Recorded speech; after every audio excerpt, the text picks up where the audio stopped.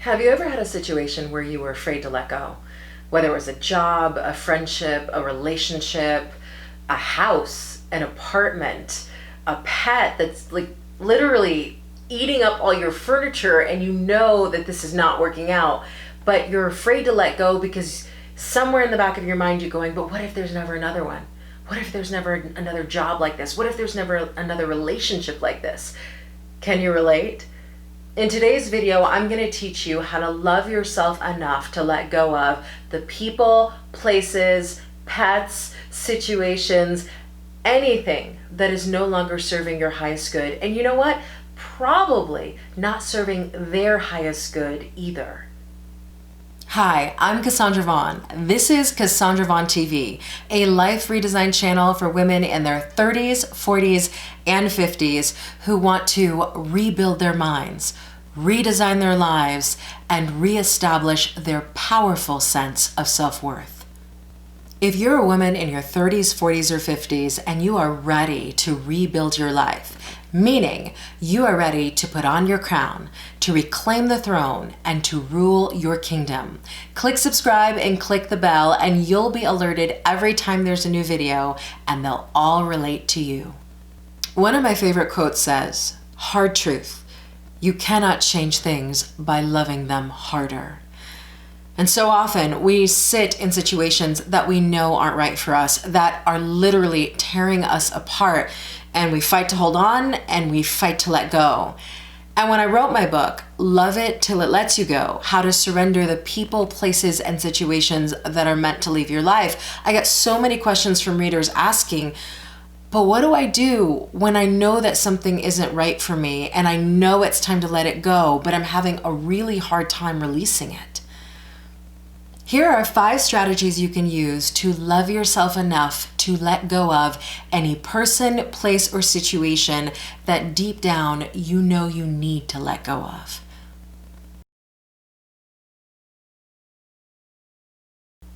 Strategy number 1 is forgive yourself. It all begins with self-forgiveness. And the reason why letting things go starts with self-forgiveness is because until you can forgive you, you won't forgive the situation, you won't forgive the people involved in the situation, you will be stuck in a past you cannot change, and you will just mire in the resentment and the anger and the bitterness, thinking that all of that is geared towards them over there, when really all of that anger and resentment and bitterness is really about you. It's about you feeling like, I should have known better. I should have done better. Why do I keep making the same mistakes? Why can't I let this go? Listen, we all have moments of playing the shame, blame, guilt game. But nothing about berating yourself over and over and over again is going to help you let this situation go. If what you want to do is let this situation go, the first strategy you need to use is self-forgiveness. It's saying to yourself, I did the best I could. I did the best I could. I did the best I could with what I have. I did what I knew how to do. And then the moment that you can sort of settle into, yeah, I screwed up. Yeah, I messed up. Yeah, I'm stuck in this spot right now because of choices I've made. Then you can begin to say to yourself, one of my favorite self-forgiveness affirmations ever, which is, I forgive myself and I set myself free.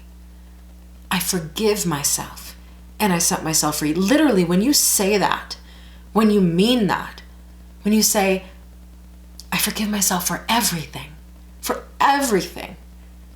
you do set yourself free. You give yourself permission to be human.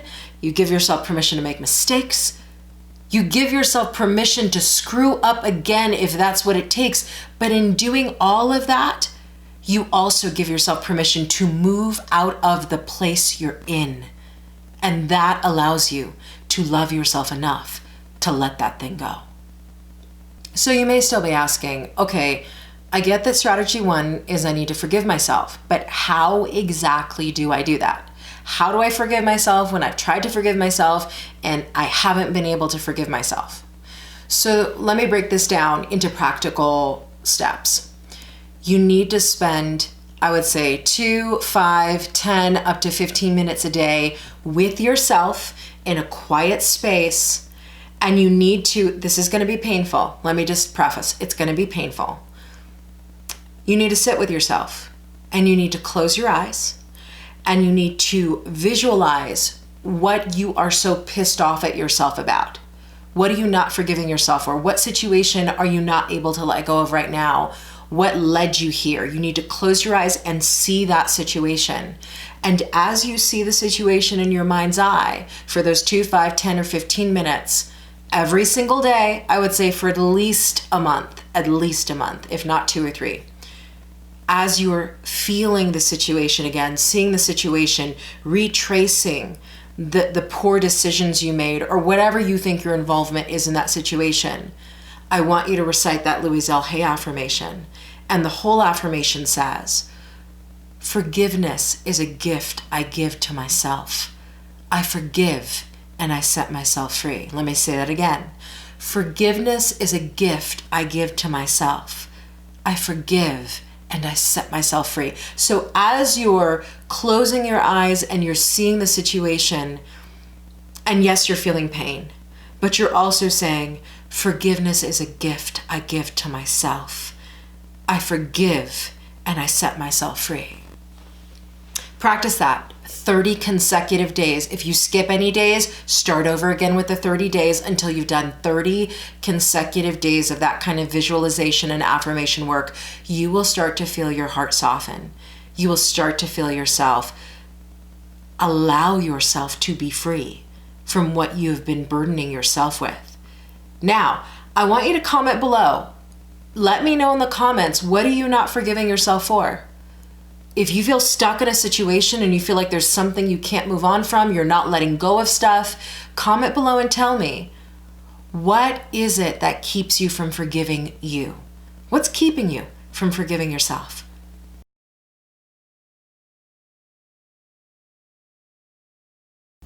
Strategy number 2 is trust your inner knowing. And so when I say trust your inner knowing, what I'm talking about is trust the process of letting go, the timing of letting go. Trust your intuition and yourself, and know that when it is fully time to let go, you will. Right? I think so often when we get that first intuitive hit that it's time to let something go, oftentimes we don't realize that there's usually a delay between getting the intuitive hit that, you gotta let this go, and actually letting it go. We don't allow the process to play itself out. Instead, what we do is we get the intuitive hit that it's time to let go, and then we go, okay, I gotta do something. And yet we don't feel ready to do something. So then we force something, and then it's a shit show. It blows up in our face. So the next time we get an intuitive hit that it's time to let go, we don't listen to it. We repress it, we suppress it, because the last time we listened to it and just ran into action before we were ready, it didn't work out. So with strategy number 2, when I say trust your inner knowing, I'm also saying trust the timing of how that inner knowing is gonna unfold. Trust that you will let go when it is the right moment to let go. Trust that it's not going to be something that you ignore or pretend doesn't exist or spend way more years in it. See, a lack of trust in your inner knowing leads you to make poor decisions. Either you go fast and furious before it's time to take action, or you spend a decade not taking action before you finally listen. And a lot of us fear that we live on one of those extremes. Rather than fearing that you live on one of those extremes, I want you to say, okay, my inner knowing is telling me it's time to let this go. And I trust that I'm going to be led in the right direction. Now, when your inner knowing starts to get louder, when you start to hear like, okay, you need to do this, you need to do that, you need to move in this direction. Yes, if in that moment it feels right, even if it feels fearful, because it could be a right moment to take action and you still feel afraid and you feel the fear and do it anyway. But there's a difference between that and rushing to action out of a fear that if you don't do action now, even though you don't feel ready to do action, you won't do it later. There's a difference. And I know that this is kind of a tough thing to kind of figure out, well, how do I trust my inner knowing, and how do I trust that I'm going to let go when it's time to let go? And you know what? If you're struggling with trusting your inner knowing, I want you to comment below and I want you to tell me specifically, what are you struggling with when it comes to this strategy? When it comes to saying to yourself, okay, I trust my inner knowing, I trust the process, and I know that when it's time, I'll do what I need to do. What are you struggling with? Comment below and tell me. I really want to hear if you're struggling with this strategy, because this strategy it's not as tactical as strategy number 1. Comment below and tell me, what specifically about trusting your inner knowing are you struggling with? Let me know.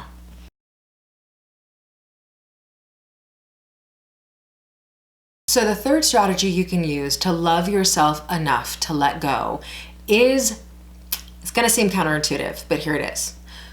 Take action on the things that you're sure about. Take action on the things that you're sure about. So here's how it works. Yes, you need to be dealing with what you want to let go of to a certain extent. But there are moments when you're trying to let go of something where you just hit an impasse. You're not sure, you're completely uncertain, you're completely on the fence.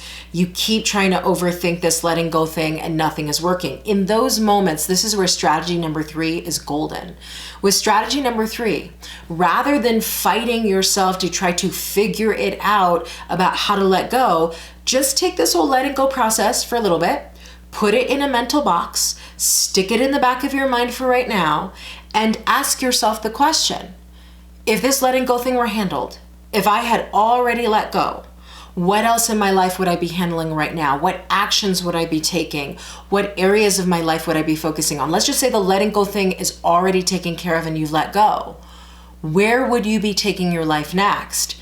And so strategy number 3 is about not trying to make yourself let go when you're not yet ready to let go, putting that on hold for a minute and actually taking actions on things that you're sure about. You may not, your letting go process may be about letting go of a job, but you're sure on your fitness, you're sure on where you want to take your body.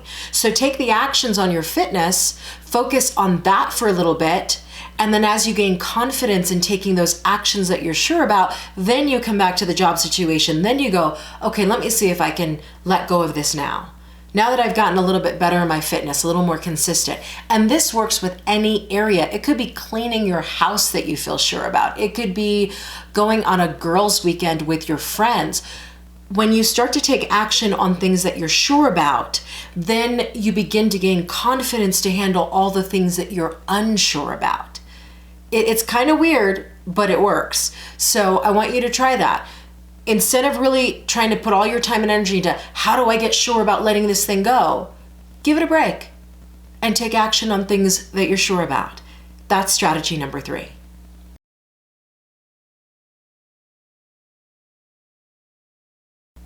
Strategy number 4, seek out the lessons and learn them. So here's the thing. Everything, every situation, every encounter, every relationship is a lesson. It's a lesson in your spiritual classroom, but you've actually got to get the lesson to move on from that spiritual classroom. In a lot of my books, I like to say, I am so sick and tired of repeating the spiritual 6th grade for the 50th time. For the 50th time.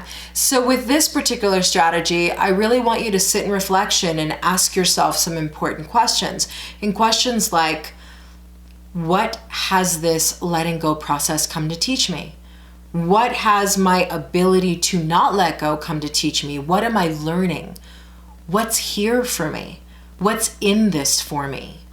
Because so often when we're having trouble letting go, we're blaming, we're blaming the situation. We're mired in this idea that, this is happening to me rather than this is happening for me.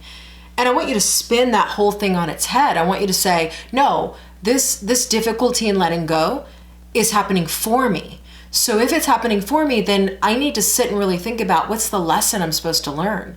What is here for me? What can I leverage and use to grow and become a better version of myself? And that may be difficult to come to those answers at first, but the more that you sit with those questions, the more that you say, what does this come to teach me? And then you listen, the clearer the answers will become. So I want you to comment below and I want you to tell me, what is one lesson right now, whatever you can think of. What is one lesson that you're learning as you're working to love yourself enough to let go? What's one lesson? Comment below and tell me.